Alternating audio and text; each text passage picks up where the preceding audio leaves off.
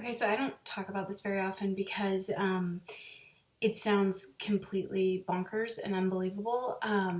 But growing up, there was kind of this family secret that my family had when I was a teenager. Um, and the more that kind of came out about it, the more they had to explain to me. So I was around 12 or 13. And I remember my aunt being sent to the hospital. And so that's all I knew is that she had to go to the hospital. Something bad had happened. And then progressively throughout the months, I realized she was institutionalized somewhere and something major had happened. And around the same time, my mom became really like uber protective of me. Like if I ran off and she couldn't get a hold of me, or I was playing around the neighborhood, this is back in the 90s when people were more lax about that, but she was parenting like it was 2020, right? Very much kind of just like panicking if she didn't know where I was. And I couldn't really tell, like it seemed like irrational responses. And so through this, I started asking more and more questions like, what's going on? Why is everyone being kind of like different than they were before? And that's when they shared with me that the reason my aunt had gone to this institution is because when she was a small girl, around 4 or 5 years old, she had this friend that lived down the street. Her father was a state senator, and she would go play over there all the time. And they never thought anything of it. Well, now she's in her 20s. She had just gotten married, had gotten pregnant with her first child. And I remember hearing that they thought it was an ectopic pregnancy. And I come from a very religious family, and so they were like praying for her and stuff. And the baby had moved, which now being in the line of work I'm in, I know is not really possible. Like something was confusing doctors though about her reproductive system. And then I also remember that she had to be on bed rest for a majority of her pregnancy and on like a liquid diet. And so my mom started explaining to me that they had found like a lot of scar tissue in her womb and vagina, and nobody really understood what was going on, but that she was going to be fine. So fast forward to when my mom becomes this helicopter parent. Her son that she gave birth to, healthy baby boy, he was between 3 and 6 months old, and she's doing laundry one day in their basement, and she's looking out the window, and all of a sudden she has this massive flashback and punches through the window. And that was actually the first time I knew she went to the hospital because she had to get stitches. And my family told me about that, but of course I didn't know any more of the story till, over the years it started to come out. So basically in this flashback, she realized that she had been sexually abused as a child by this family down the street. And they would drug her up. They would, according to her, rape her with hangers and sticks and all types of things. And of course, this explained all of the scar tissue and damage in her reproductive system. And so it was kind of, I don't want to call it a relief, but people finally started understanding, okay, what she had been through in this trauma. So my grandparents end up finding her a doctor here in Texas that she goes to, and this guy, my grandmother said she just had like a weird feeling about him, but he specialized in cult abuse and people who had been survivors of the occult. And so I remember my grandmother saying one time she walked in and there was a painting on the wall, and she could see kind of in this abstract painting like these satanic symbols, and she didn't understand it and thought it was really strange. And she asked about it, and they were like, oh, those are, that's just up there because, some people notice it and it kind of helps us establish something. Or they gave her some weird answer that she wasn't comfortable with. So my aunt continues to go to this doctor for, a decade. And throughout this, he puts her in group therapy. He medicates her quite a bit. And so she's not really in her right mind. She's listening to these other people share horrifying stories, and she starts taking on parts of their stories. And these were, I was sexually assaulted by, people who it's not physically possible because they had passed away before she was born. Like kind of really out there type stuff. But she starts saying all these things, and at the same time becomes heavily addicted to prescription drugs. And so as all of this is happening, like, we're just watching my aunt deteriorate. Her marriage broke up.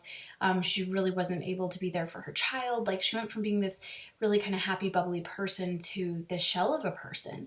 And, addiction and everything else definitely played a major role in her life.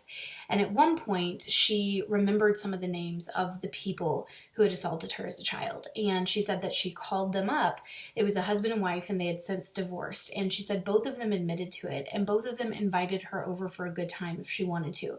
And she was so outraged by this that she told this doctor that she wanted to go to the FBI and turn these people in, especially because they had these political ties and ties to power, right?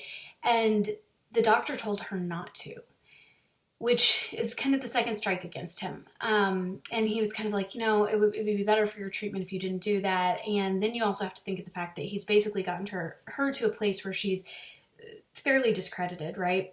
She's now addicted to pills. She has memories that don't even seem right. Like, the whole thing just destroyed her. It destroyed her life. To this day, I mean, she struggles with so much because of this. And if anybody told me a story like that, I don't think I would believe it. And that's why I say it's kind of a family secret, because we don't really talk about it. Like, we all know that it happened, but it just seems so outlandish that we even try to pick through, like, what's the truth and what can be verified and what do we see, like, the physical evidence in her body of. And so anyway, today I watched a video, a documentary that was done by these two stuntmen in Hollywood, and it was interesting. It was talking about, like, the pedophilia ring here in the nation and how so many people with prominence and power are participating in it. And I'm not going to share it here because it definitely had a skewed view. I think everything they said is probably accurate and probably happening, just because knowing somebody who is affected by this, by political power, basically allowing them to treat a child this way, like, I fully think it's real. The problem I have with the documentary is it was focused on media and saying how the media was covering this up, Hollywood was covering this up, and they went after all the news networks.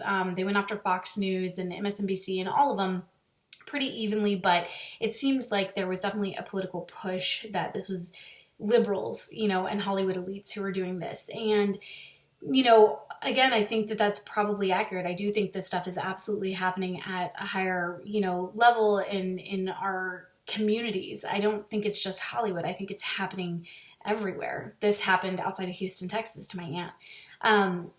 But I also think that it's not just happening in one political party, in one place. I think, we've seen that it's happening in churches and in parishes. And this is such a widespread, rampant problem that we're having to deal with that I don't think we should just look at the people that are like, they're on the other side of the aisle from us, so those are the ones we're going to go after. I think we have to wake up as a nation and realize this is definitely happening in our country right now. This is happening to a ton of people.